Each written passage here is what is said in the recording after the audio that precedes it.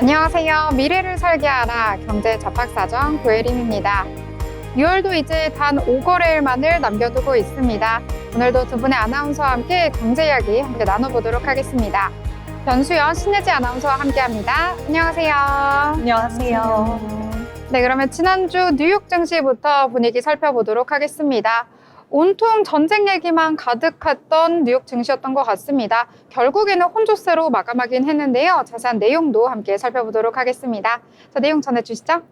네, 뉴욕 증시가 금리 인하에 대한 기대감과 지정학적 리스크의 충돌로 혼조세를 보이며 마감했습니다. S&P 500은 0.22%, 나스닥은 0.51% 하락한 반면 다우지수는 0.08% 소폭 상승하며 엇갈린 모습을 보였습니다. 연준의 크리스토퍼 월러 이사가 이르면 7월에도 금리 인하가 가능하다고 언급하면서 투자 심리에 온기를 불어넣었지만 이스라엘과 이란 간의 긴장 고조로 시장이 진돌리는 모습이었습니다. 다음으로 주요 글로벌 이슈들 살펴보겠습니다. 이번 주 뉴욕 증시는 미국의 중동 개입으로 커진 불확실성 속에서 주요 물가 지표인 개인 소비 지출 발표에 주목할 전망입니다.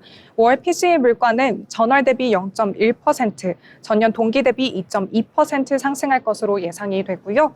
연준의 주요 참고 지표인 근원 PCE 물가 역시 전월 대비 0.1%, 전년 동기 대비 2.6% 오를 것으로 집계됐습니다. 중동 충돌로 인해 유가가 배럴당 130달러까지 오를 가능성이 제기되고요. 이는 잠재적인 인플레이션 압력을 높여 연준의 금리 인하 시기를 지연시키고 글로벌 경기 침체 우려를 가중시킬 것으로 보입니다. 다음 소식입니다. 원달러 환율이 중동 지정학적 위기 고조로 인해 급등세를 보였습니다.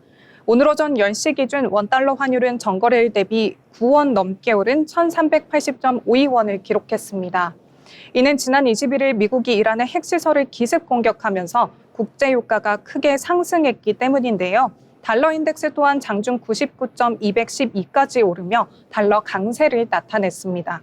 한편 원엔 재정 환율 역시 100엔당 942.41원으로 전거래일 대비 3원 넘게 상승했습니다. 네, 마지막 소식입니다. 테슬라가 완전 무인 로보택시 서비스를 처음으로 선보였습니다. 테슬라는 미국 텍사스 오스틴에서 시범적으로 로보택시 운행을 시작했는데요. 서비스는 오스틴 도심 내에서 한정적으로 제공이 되고요. 초대된 사용자만 이용할 수 있습니다. 로보택시는 모델 Y 차량에 완전 자율주행 시스템을 탑재한 형태로 이용 요금은 정액제인 4.2달러로 책정이 됐습니다. 현재는 15대에서 20대 수준으로 운영이 되고 있고요. 향후 로스앤젤레스와 샌프란시스코 등으로 확대될 예정입니다. 테슬라는 2026년까지 전용 로보택시 모델인 사이버캣과 로보밴을 도입해 본격적인 무인 택시 시대를 열 계획입니다. 이제 M7 기업들 개별 이슈 짚어보겠습니다. 먼저 엔비디아 소식입니다. 중국 국영방송 CCTV에 따르면 엔비디아가 오는 7월 베이징에서 열리는 대형 공급망 박람회에 처음으로 참석할 예정입니다. 중국 국제 공급망 박람회는 7월 16일부터 20일까지 열리는데 대규모 계약이 성사되기보다는 해외 기업들이 중국 시장에 대한 관심을 드러내는 장으로 평가가 되고 있습니다. 특히 올해는 미중 무역 갈등이 지속되는 상황에서도 미국 기업들의 참여가 두드러질 것으로 보이며 지난해보다 15% 늘어난 규모라고 합니다. 다음은 아마존의 소식입니다. 아마존이 연례 할인 행사인 프라임데이를 올해는 7월 8일부터 11일까지 총 4일간 진행한다고 밝혔습니다. 지난해 이틀간 열렸던 행사보다 이틀 늘어난 것으로 아마존 측은 회원들이 할인한 상품을 더 오래 쇼핑하길 원한다고 밝혔습니다. 한편 앤디 제시 아마존 최고 경영자가 직원들에게 보낸 메모에서 생성형 AI와 AI 에이전트 도입이 향후 몇 년간 전체 사무직 인력을 줄이는 결과로 이어질 것이라고 밝혔습니다. 네, 다음은 메타의 소식입니다. 메타는 광고주들이 정적인 이미지를 활용해 더 역동적인 콘텐츠를 만들 수 있도록 인공지능 기반 이미지 투 비디오 광고 도구를 업데이트했다고 밝혔습니다. 광고주는 최대 20장의 이미지를 업로드할 수 있으며 이 도구는 음악과 텍스트 오버레이를 더해 자동으로 영상을 만들어줍니다.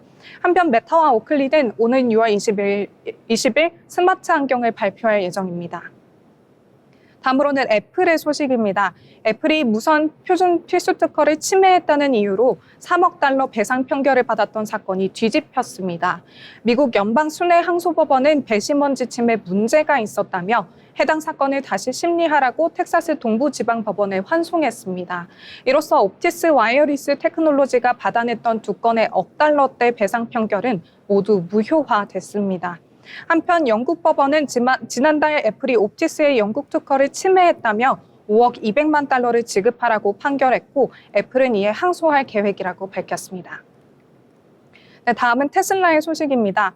테슬라가 생산 라인 정비를 위해 텍사스 오스틴 공장에서 사이버트럭과 모델 Y 생산을 일시 중단할 계획입니다. 보도에 따르면 생산 중단은 6월 30일부터 일주일간 진행이 되고요. 이후 다음 주부터는 생산을 재개할 계획이라고 설명했습니다. 네, 마지막으로는 히트맵 보면서 각 섹터 함께 보시겠습니다. 주말 사이 에너지 섹터는 1% 이상 상승한 반면 커뮤니케이션과 소재 섹터는 각각 1.83%, 0.66% 하락하면서 주가 하락을 주도하는 모습이었습니다. 대형 기술주 중 애플은 2.25% 상승한 반면 구글의 모 회사인 알파벳은 유럽 최고 법원의 결정과 튀르키예의 반독점 조사 발표로 3% 넘게 급락했습니다. 반도체 섹터 또한 큰 충격을 받았습니다. 엔비디아와 TSMC는 1% 넘게 하락했고요. 브로드컴도 0.27% 하락했습니다. 미국 정부가 중국 공장에 미국산 장비를 보낼 때마다 건별 라이선스를 받아야 한다는 보도가 나오면서 반도체 산업에 대한 미국의 새로운 규제 움직임이 증시에 부정적인 영향을 미쳤습니다. 태양광 관련주도 일제히 하락했습니다. 상원위원회가 트럼프 대통령의 세금과 지출 개정안 초안에 태양광 풍력 세액공제를 2028년까지 단계적으로 폐지하는 내용을 포함시킨 것이 영향을 미친 건데요. 세제 혜택은 2026년부터 60%로 줄고 2028년부터는 전면 폐지됩니다. 이는 기존보다 일정이 앞당겨진 것입니다. 다만 법안이 현재 형태 그대로 통과될 가능성은 낮다는 전망도 나옵니다. 태양광 인버터 제조업체 엔페이지 에너지와 태양광 패널 제조업체 퍼스트 솔라의 주가는 각각 23% 그리고 17% 하락했고요. 태양광 패널 판매 업체인 선런과 솔라에지도 각각 40%, 33% 급락했습니다. 테슬라는 장중 3% 넘게 올랐다가 막판에 약세로 돌아서면서 0.03% 상승으로 마감했습니다. 로보택시 시험 운행과 중국에서의 에너지 저장소 건립 합의 등 호재에도 불구하고 신준롱이 부상하면서 주가 상승을 억제하는 모습이었습니다. 네, 그리고 최근 에어인디아 항공기 사고로 270명 이상이 숨진 가운데 인도 항공안전당국은 보잉 787 기종에서 별다른 안전 이상은 발견되지 않았다고 밝혔습니다. 인도 민간항공국은 성명을 통해 항공기와 관련 정비 시스템은 현재의 안전 기준을 충족하고 있었다고 전하면서 에어인디아 측에 현행 규정을 철저히 준수하고 사업부문 간 협조 체계를 강화하며 승객 지원을 최소화할 수 있도록 충분한 부품을 확보하라고 권고했습니다.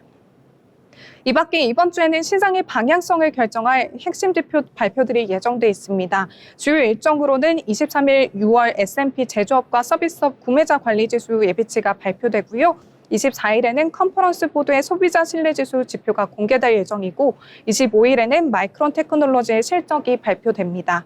26일은 신규 실업수당 청구 건수와 미국의 1분기 GDP 확정치 및 나이키의 실적 발표가 예정이 돼 있습니다. 그리고 27일에는 미시간대 소비자 심리지수 발표가 예정됐습니다. 글로벌 증시의 다음 움직임은 이러한 지표들과 지정학적 이슈들에 크게 좌우될 것으로 보입니다. 이번 주도 저희와 함께 하시면서 더욱더 유용한 소식들 받아가시면 좋겠습니다. 지금까지 미증시 마감 시황 전해드렸습니다. 네, 미증시 전체적으로 함께 알아봤습니다. 일단 지난주 같은 경우에는 연준이 4회 연속해서 금리를 동결한 데 이어서 인플레이션 지표까지 전망치 올렸습니다. 혼조세로 마감하는 모습 보였는데요. 이번 주에도 여러 가지 이벤트들 준비가 되어 있습니다. 일단은 25일 수요일에는 이 마이크론 테크놀로지 장 마감한 이후에 1분기 실적을 발표를 하는데요. 이 결과에 따라서 이 글로벌적으로 반도체주 흐름에 변수가 될 전망이고요. 또 27일 금요일에는 미국의 지난달 PC 물가 지표 발표 예정되어 있습니다. 여러 가지 내용들이 있으니까요. 참고해 보시길 바라겠습니다. 자, 그러면 이번에 저희 기업에 대해서 알아볼 시간입니다. 자, 예지 아나운서 어떤 기업인가요? 네, 오늘은 많은 분들이 들어보셨을 기업, 바로 에코프로비엠입니다. 이 회사는 에코프로의 자회사로 두 회사는 늘 쌍둥이 형제처럼 같이 언급되고 있는데요. 오늘은 에코프로와 에코프로비엠에 대해서 공통점과 차이점 위주로 한번 다뤄보겠습니다. 2차 전지에서 아주 핫한 주목을 받고 있는 기업, 바로 에코프로비엠입니다. 에코프로비엠은 전기차, 전동 공구, 전력 저장 장치 등 고용량 양극 소재 시장을 선도하는 기업입니다. 2차 전지 관련주에서 정말 핫한 기업이죠. 가장 최근 뉴스에서 송호준 에코프로 대표는 지난 16일 유럽 전기차 시장의 성장으로 출하 물량이 늘고 있다는 점과 인도네시아 밸류체인을 다시 구축하다는 말도 하죠. 하이니켈 중심 제품군을 유지하면서도 가성비 양극재도 확대할 것이라 말합니다. 최문호 대표는 서울대학교 화학공학과를 졸업하고 한양대학교 대학원에서 산업공학 석사학위를, 동대학원에서 에너지공학 박사를 받은 인물입니다. 에코프로에 입사 후 전지 사업을 담당하다 에코프로비엠으로 옮겨 개발본부장을 맡았고 2022년 대표이사로 선임되며 엔지니어 출신 경영자가 됩니다. 이 기업명을 들으면 대략 에너지 관련 전기차 이슈인 건 알겠지만 자세한 내용은 모르시는 분들도 있을 것 같은데요. 어떤 점이 특별한 걸까요? 바로 하이니켈계 양극재 생산에 주력하고 있는 기업이라는 점입니다. 하이니켈은 높은 니켈, 즉 니켈 함량이 높은 양극재를 말합니다. 양극재는 리튬 이온 배터리의 플러스 전지, 즉 양극을 구성하는 핵심 소재입니다.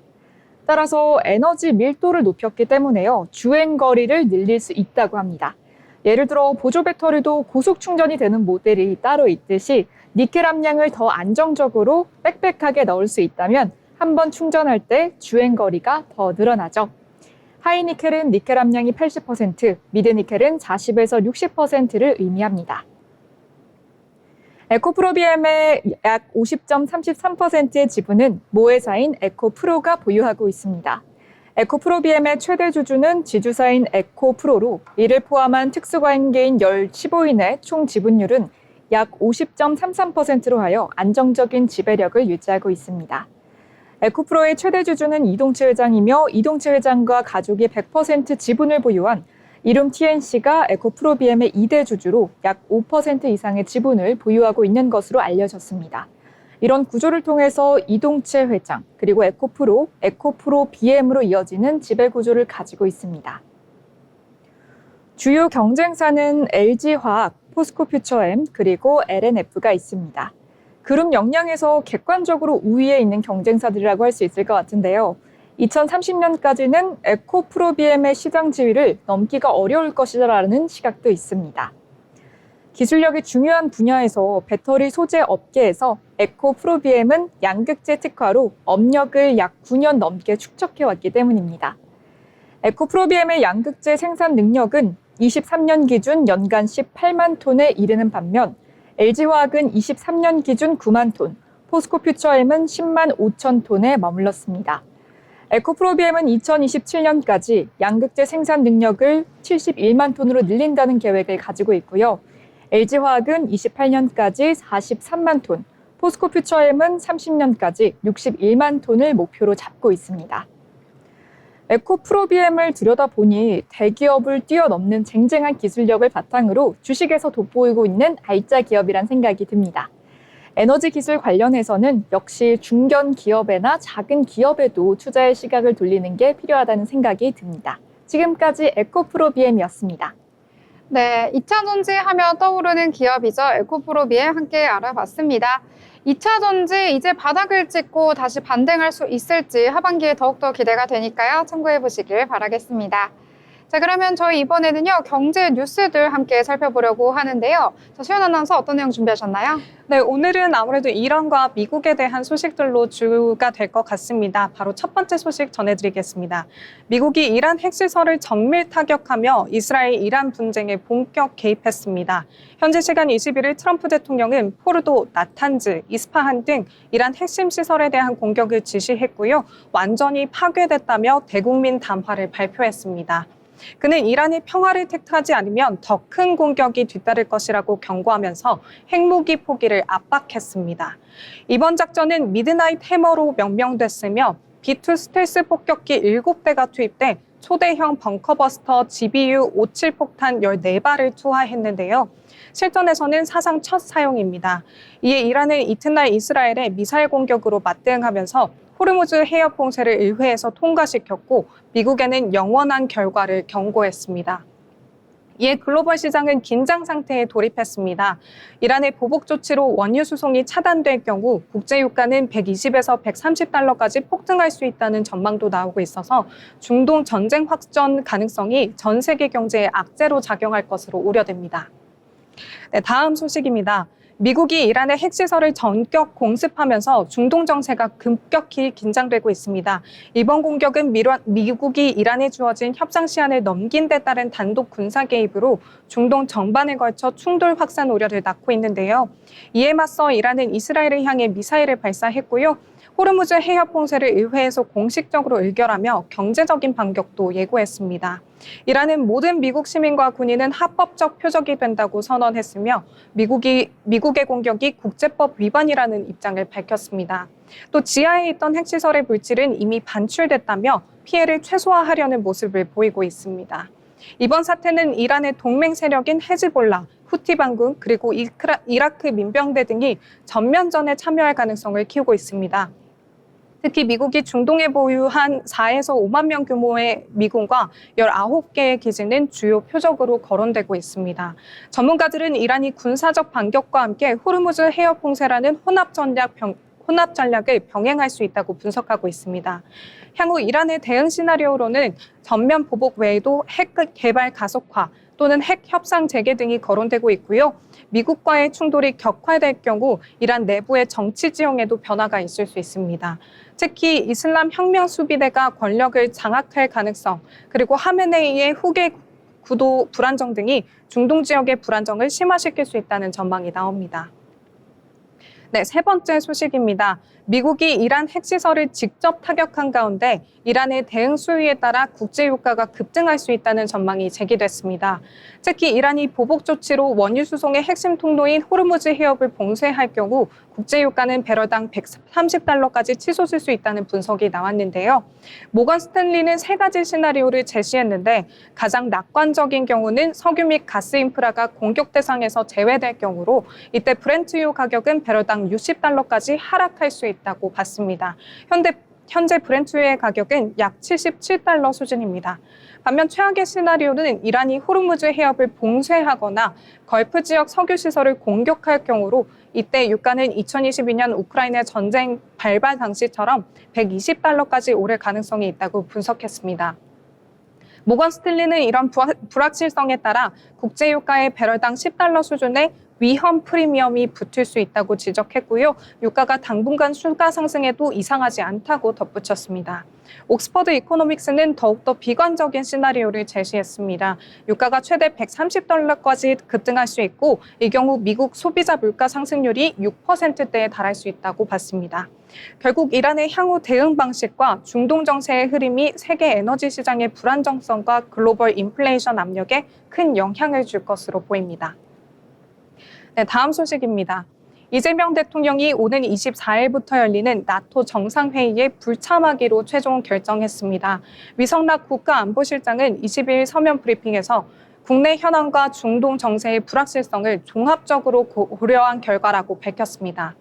대통령실은 당초 참석을 긍정적으로 검토했지만 최근의 급박한 중동 상황과 국내 피해 대응 필요성을 등을 이유로 불참을 택했습니다.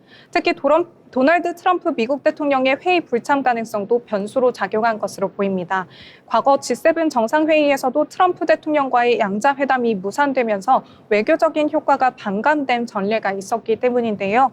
이와 더불어 0% 성장률 현실화 그리고 장마철 피해 우려 등 국내 국정 운영 부담 역시 고려 대상이었다고 합니다.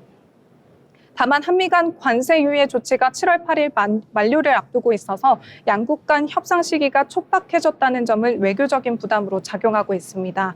트럼프 행정부가 한국 등 동맹국에 GDP 대비 5% 국방비 지출을 요구했다는 보도까지 겹치면서 향후 한미 정상회담 등 별도의 외교 접점 마련이 필요한 상황입니다.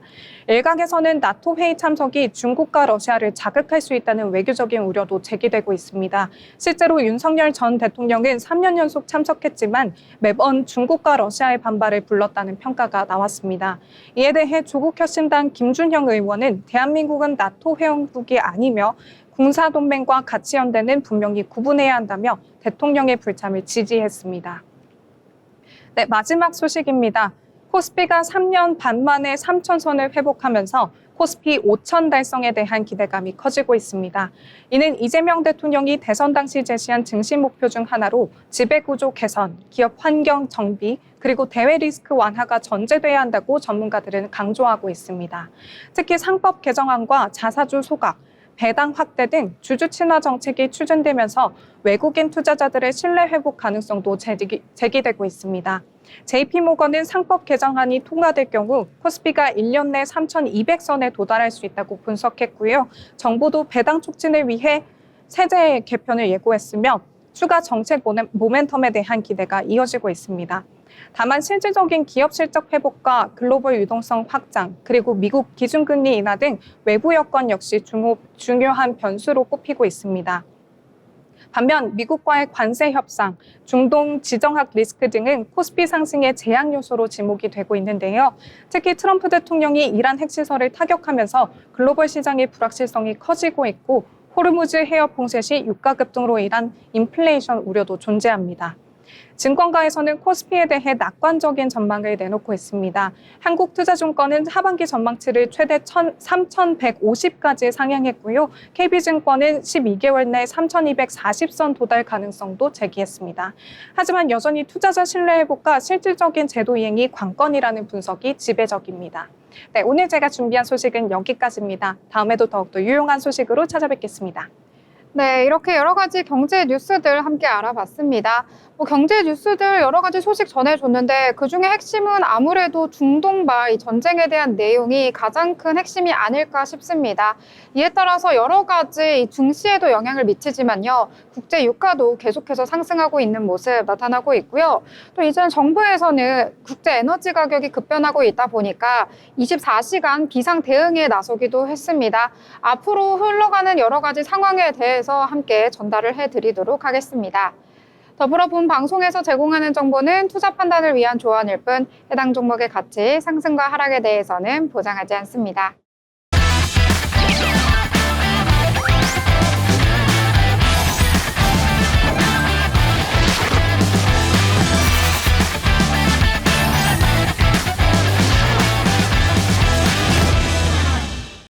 네, 이번 시간은 돈을 잘 벌고 싶은, 고수가 되고 싶은 아나운서들이 모여서 주식 이야기, 경제 이야기 함께 나눠보도록 하겠습니다.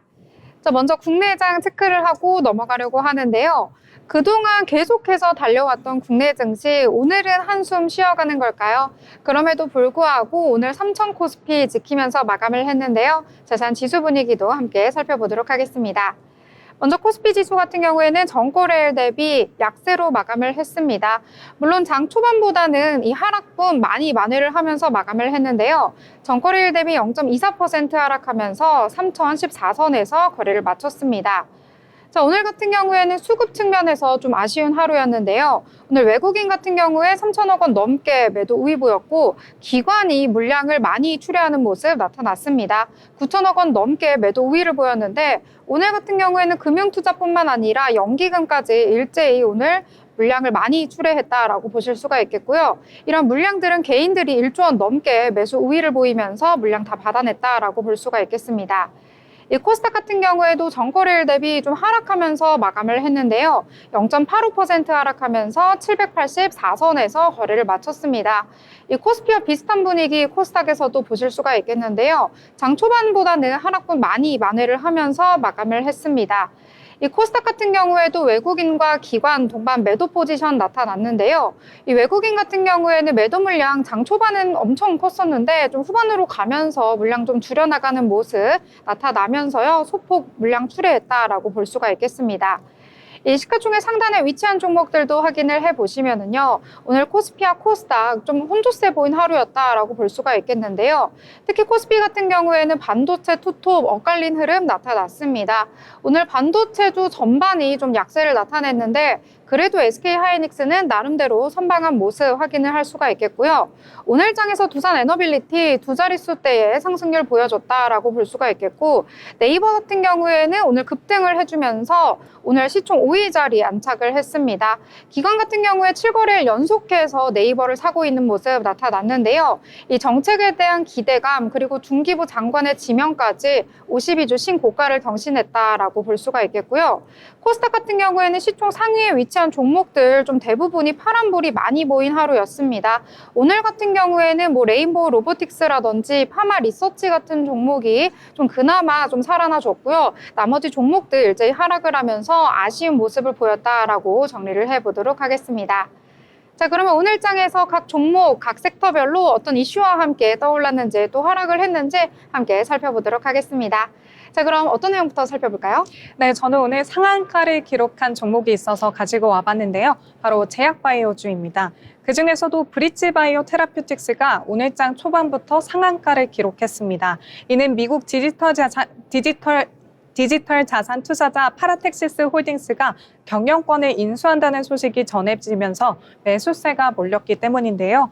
브릿지바이오는 지난 20일 보통주 200억 원과 전환사채 50억 원 등 총 250억 원 규모의 유상증사를 통해 최대 주주를 이정규 대표에서 파라텍시스 코리아 펀드 외 1인으로 변경한다고 공시했습니다.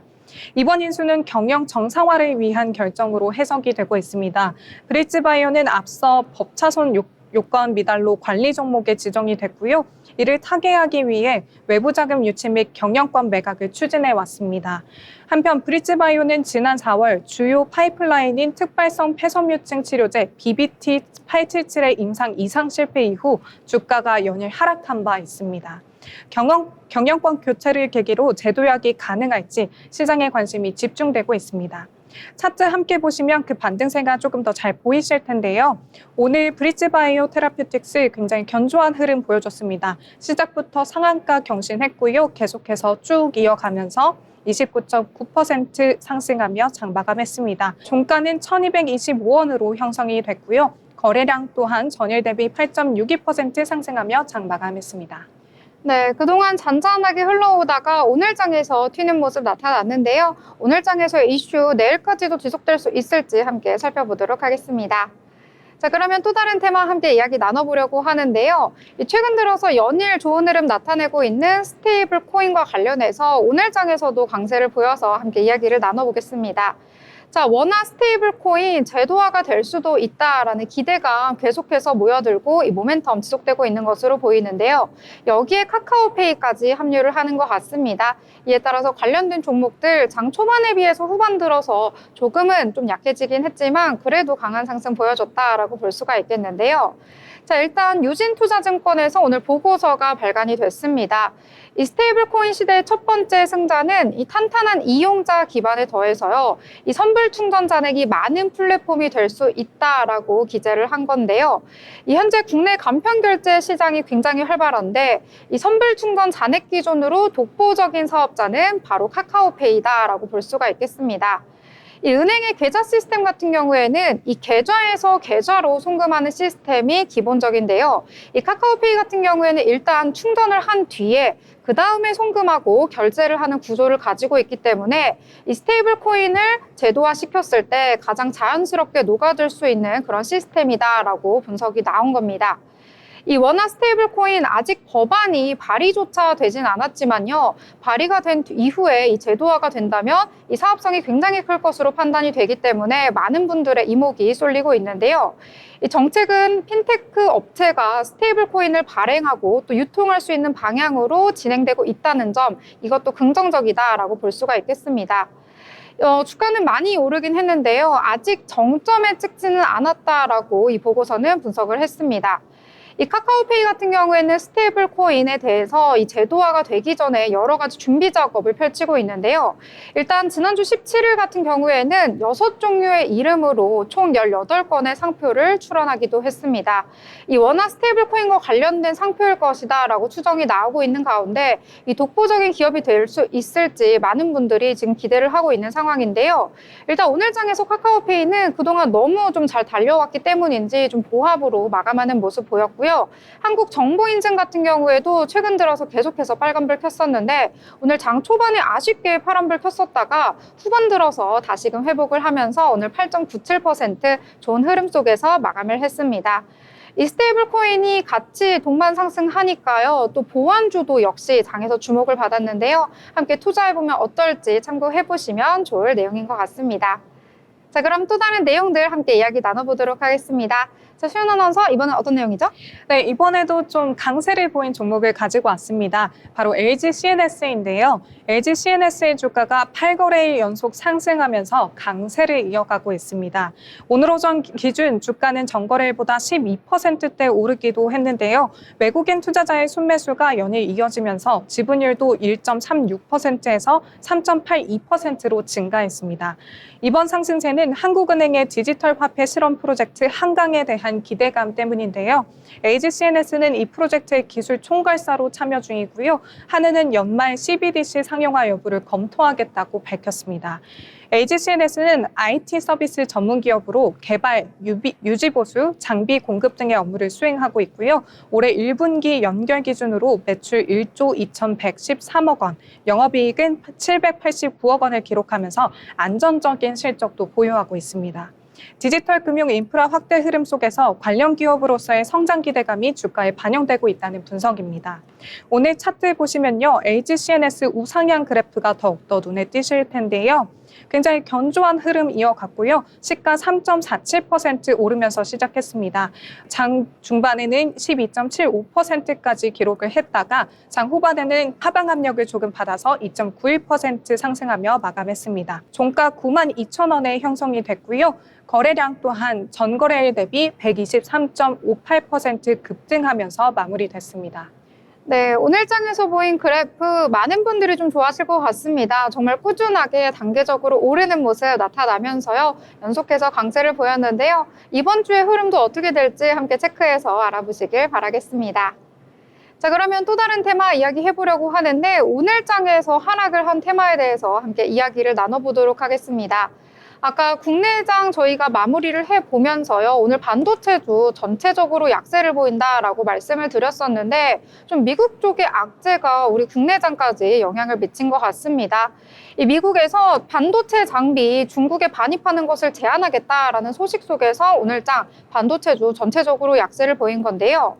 자, 일단 미국 정부 같은 경우에는 TSMC, 삼성전자, SK 하이닉스가 이 중국에 보유한 반도체 공장에 이 미국산 장비를 반입하는 것을 제한을 하겠다라는 조치를 추진하고 있다라고 전해졌습니다.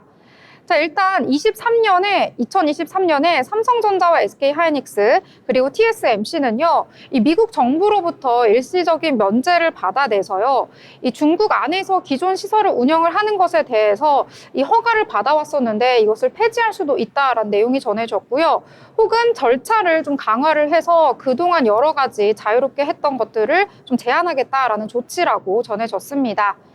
만약에 미국의 조치가 실제로 시행이 되게 된다면은요, 이 중국으로 반입하는 장비에 대해서는 좀 까다로운 라이센스를 얻어야 한다라고 전해졌고요. 통상적으로 라이센스를 획득하기까지는 좀 시간이 소요가 된다고 합니다.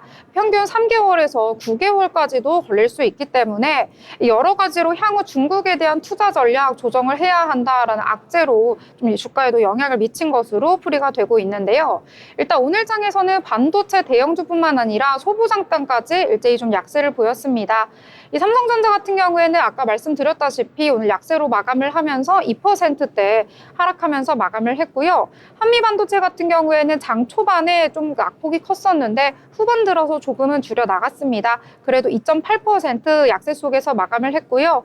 이 밖에도 하나비전이라든지 PSK 홀딩스, 딩스, 테스, YC캠 같은 여러 종목들이 일제히 하락을 했다라고 볼 수가 있겠습니다.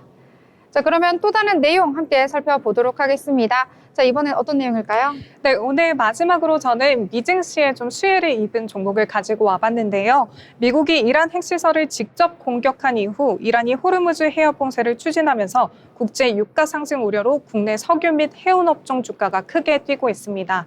네, 오늘 오전 기준으로 석유 관련주인 중앙에너비스는 개장 직후 바로 상한가에 도달했고요. 흥구석유와 한국석유 역시 각각 20%대 급등세를 나타냈습니다. 이외에도 SK이노베이션과 SOL 역시 각각 2%대의 상승을 보였습니다. 해운업종 또한 강세입니다. 특히 STX 그린로지스는 14% 넘는 상승세를 기록했고요. 흥하해운과 대한해운은 각각 11%, 5%대의 급등세를 보였습니다. 페노션과 KSS 해운 등도 상승 흐름세입니다. 이번 급등의 배경은 미국과 이란의 충돌에 따라 원유 공급 차질과 해상 운임 급등 우려가 커졌기 때문인데요. 특히 하루 약 2천만 배럴의 석유가 지나가는 세계적 원유 수송로인 호르무즈 해협이 봉쇄될 가능성이 현실화하면서 시장이 크게 반응하고 있는 것으로 보입니다. 미국의 이란 핵시설 공격 이후 이란 의회가 즉각 호르무즈 해협 봉쇄를 결의했고요. 최종 결정권을 가진 이란 최고 국가안보회의가 이를 승인할 경우 국제 유가와 해상 운임은 당분간 불안정한 흐름을 이어갈 것으로 전망됩니다. 차트 함께 보시면요. 이 반등세가 더욱더 눈에 띄실 텐데요. 중앙에너비스의 경우 오늘 시가부터 27.97% 상승하며 출발했고요. 고가 또한 계속해서 유지가 됐습니다. 네, 하지만 장 후반부에는 하방 압력을 소폭 받아서 종가는 15.6% 상승한 22,900원에 형성이 됐습니다. 전거래일 대비 거래량 역시 굉장히 급등한 모습인데요. 320.6% 상승하면서 장 마감했습니다. 네, 해운업종 중 STX 그린로직스 또한 굉장히 강한 흐름 보여줬는데요. 시가 17.11% 상승하며 출발했고요. 중간에는 22.65%까지 기록하기도 했습니다. 하지만 장 후반 소폭 하방 압력을 받아서 종가는 12.27% 상승하며 11,350원에 종가 형성했습니다. 거래량 또한 굉장히 급등세를 보였는데요. 전거래일 대비 652.04%나 급등하면서 굉장히 많은 거래량 또한 보여줬습니다. 네, 이렇게 정유주, 해운주 오늘장에서 강한 상승 보여줬습니다.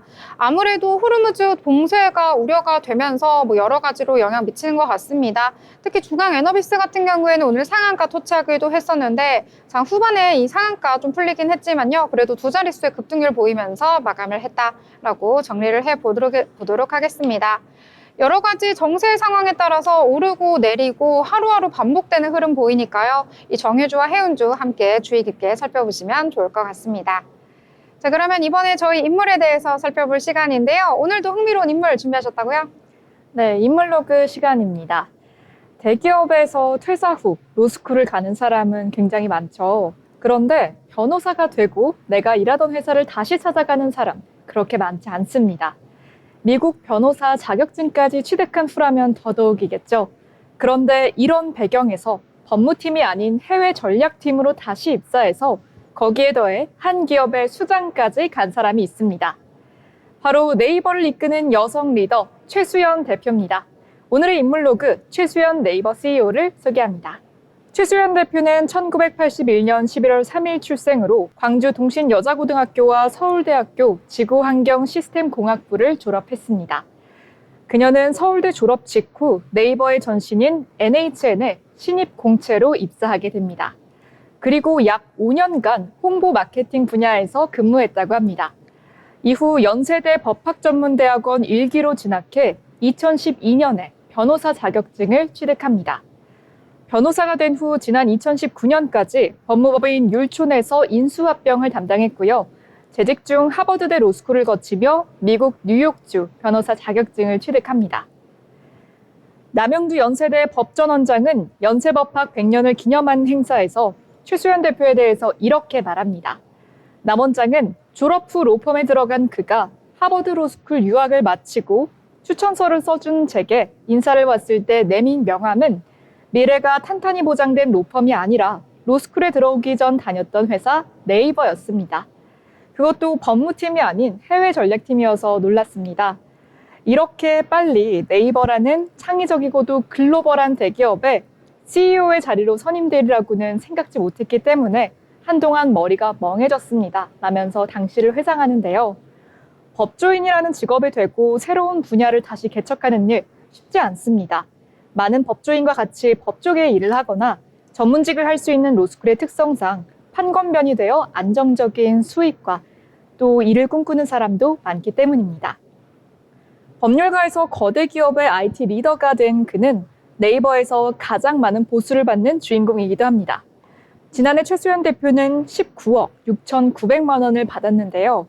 이는 네이버를 창업한 이혜진 글로벌 투자 책임자를 조금 더 앞서는 금액입니다. 평사원에서 변호사가 되어 회사를 다시 찾은 사람이 대표가 되고 월급 사장에서 창업주보다 더 높은 연봉을 받을 때도 있는 위치로 올라간 겁니다. 요새 기업들은 AI와 엮지 않으면 성장할 수가 없는 상황이죠. 혹시 오픈 AI와 국내 AI 시장이 얼마나 차이가 나는지 알고 계실까요? 수치로 보면 아마 깜짝 놀라실 텐데요.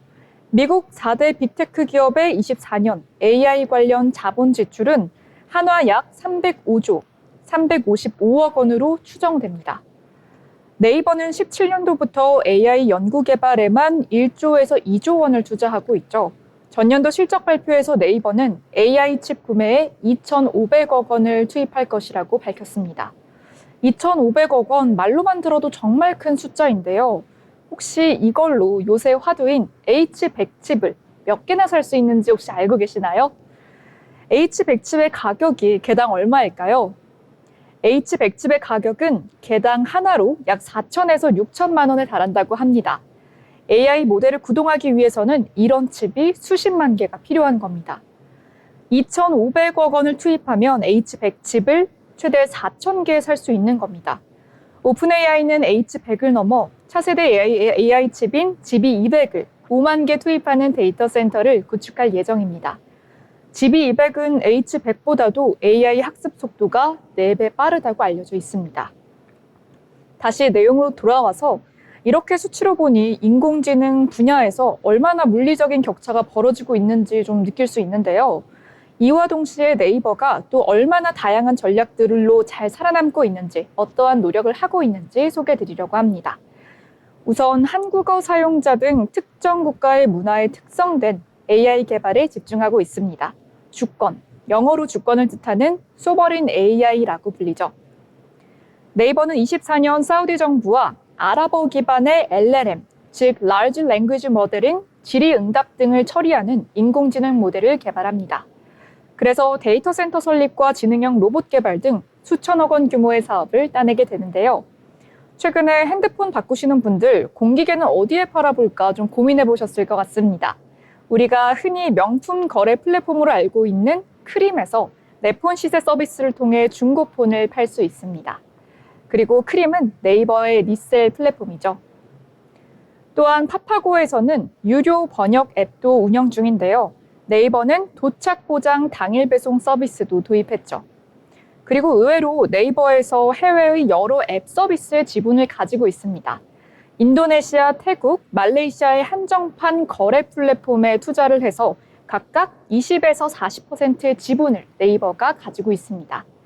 또한 콘텐츠 사업에서는 글로벌 웹소설 플랫폼 욘도 출시에 이어서 일본 전자책 플랫폼 이북 재팬을 인수하는 등 글로벌 경쟁력을 한층 더 강화했습니다. 가장 최근 뉴스에서는 글로벌 리더와의 만남을 가속화하려는 최수연 대표의 모습을 볼 수가 있는데요. 네이버와 넷플릭스의 구독제 콜라보인 네넷이 성황리에 진행되면서 넷플릭스 CEO를 지난 3일 미국 넷플릭스 본사에서 만나기도 하고요. 지난해에는 젠슨 황 엔비디아 CEO와의 만남을 가지기도 했습니다. 변호사 시절은 M&A의 전문가였고 하버드 로스쿨 경험을 통해 글로벌한 네트워킹에 부담이 없는 만큼 이러한 그의 강점을 100% 활용 중이라고 볼 수 있겠습니다. 최수연 CEO 체제 아래 진행된 많은 사업들이 안정보다는 도전, 더 확실하게는 글로벌을 향하고 있는 것 같습니다. 한국은 수출로 먹고 산다는 말이 있을 만큼 IT 기업에게도 해외에서 먹거리를 찾는 것 필수가 된 시대라고 할 수 있겠습니다. 글로벌 빅테크와의 협업도 꼭 필요하다고 할 수 있겠네요. 실제로 해외 시장과의 콜라보에 적극 뛰어드는 최수연 대표의 배경이 법조인이라는 게 참 놀라우면서도 놀랍지 않은데요. 그녀의 첫 직무는 바로 마케팅 부서였기 때문입니다. 어쩌면 그가 처음부터 하고 싶었던 일을 지금 마음껏 펼치고 있는 게 아닐까요? 평사원으로 일하던 회사를 변호사로 다시 찾아 CEO가 되다. 오늘의 인물로그 최수연 대표였습니다. 네, 이렇게 최수연 대표 네이버 관련해서 함께 알아봤습니다. 자, 이번엔 저희 리포트 알아볼 시간인데요. 오늘은 어떤 내용일까요? 네, 최근 국내 건설 시장에서 뚜렷한 지각 변동이 감지되고 있습니다. 신규 주택 시장은 다소 위축됐지만 도시정비 부분의 성장세가 두드러지고 있는데요. 이에 따라 투자자들의 시선도 달라지고 있습니다. 오늘은 국내외 건설 시장의 주요 동향과 투자 포인트를 하나투자증권의 리포트를 통해서 자세히 알아보겠습니다. 먼저 최근 국내 건설 시장 현황을 짚어보겠습니다. 2025년 4월까지 국내 건설 수주는 전년 대비 8.1% 감소한 13.5조 원을 기록했습니다. 그러나 주목할 점은 도시정비 사업 수주가 87% 증가했다는 점입니다. 이는 신규 주택 수주 감소를 거의 상쇄한 수준이고요. 도시정비 시장 규모가 신규 주택 시장을 넘어섰습니다. 특히 주요 대형 건설사들이 도시정비 수주를 확대하면서 물량 방어 및 성장을 이루고 있어서 향후 2에서 3년간 주택 관련 이익이 크게 증가할 것으로 보입니다. 다음으로 최근 글로벌 건설 시장과 국내 건설사들의 해외 수주 성향을 점검해 보겠습니다. 2025년 상반기 MENA 지역의 프로젝트 계약액은 전년 대비 22.7% 감소하면서 다소 부진했는데요. 그러나 국내 건설사들의 해외 수주액은 총 116.2억 달러로 다소 감소한 상황에서도 두산 에너빌리티와 삼성물산 등 주요 업체들이 꾸준한 성과를 보이고 있습니다. 특히 국토교통부가 설정한 올해 해외 수주 목표는 전년 대비 35% 증가한 500억 달러로 주요 건설사들의 하반기 수주 성과에 관심이 쏠리고 있습니다. 이어서 건설 시장의 주요 지표들을 통해 향후 전망을 예측해 보겠습니다. 국내 건축 허가 면적과 주택 인허가 실적은 각각 15.9%, 14% 감소했고요. 단기적인 성장 모멘텀은 다소 약화된 상황입니다. 그러나 미분양 아파트가 전국적으로 3개월 연속 감소세를 보이면서 주택 시장의 안정화가 이루어지고 있습니다. 도시정비 사업의 꾸준한 성장과 더불어 지방 주택 시장의 회복 여부는 추가적인 업사이드 요인으로 평가가 되고 있습니다. 다음은 건설 시장 내 주요 기업들의 투자 포인트를 점검해 보겠습니다. 현대건설과 HDC 현대산업개발은 도시정비 시장 확대에 따른 수혜가 예상이 되고요. 최선호주로 꼽히고 있습니다. GS건설은 해외 시장 확대와 재무 안정성을 바탕으로 관심주로 분류가 되고 있습니다.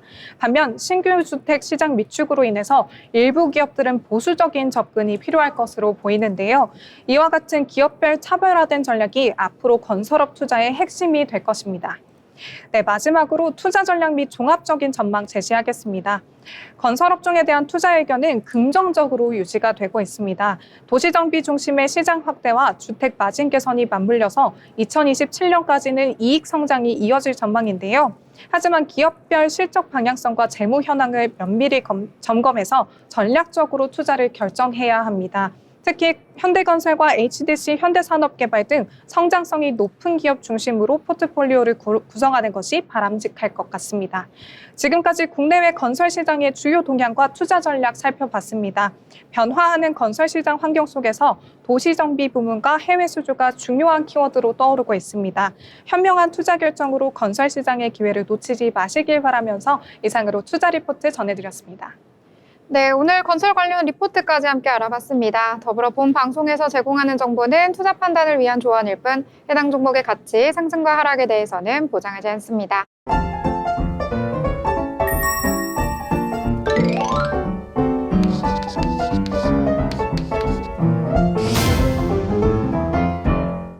네, 오늘 장에 대해서 다양하게 이야기 나눠봤습니다. 이번엔 요약을 한번 해보려고 하는데요. 자, 예지 아나운서 어떻게 마무리해볼까요? AI 관련 정책이 지금 나타나면서 호재에 입고 있는 종목들이 많은데요. AI 관련해서도 주목해 보시면 좋을 것 같습니다. 네, 이렇게 오늘 장에 대해서 간단하게 요약해 주셨고요. 자, 이번에 수연 아나운서 어떻게 마무리해 볼까요? 저는 조마조마하지만 기회는 있다라고 정리를 해보고 싶습니다. 지금 현재 미국과 이란의 지정학적 리스크로 인해서 굉장히 시장이 불안정한 상황인데요. 그 속에서도 우리 호재를 좀 찾아볼 수 있겠습니다. 앞서 언급한 저희 석유화 그리고 해운 업종 등도 그에 해당이 되니까요. 기회를 잘 잡아서 투자에 성공하시길 바랍니다. 네, 투자의 성공 함께 해보시면 좋을 것 같습니다. 저는 오늘 장 중동 위기에도 우리는 불장이다 이렇게 정리를 해보도록 하겠습니다. 자, 오늘 장 그래도 선전해준 하루였는데요. 내일 장에는 또 어떤 모습으로 저희 증시 흘러갈지 함께 체크해 보도록 하겠습니다. 오늘 방송 여기서 마무리 짓고요. 저희는 내일 방송으로 다시 찾아뵙도록 하겠습니다. 시청해주신 여러분 고맙습니다.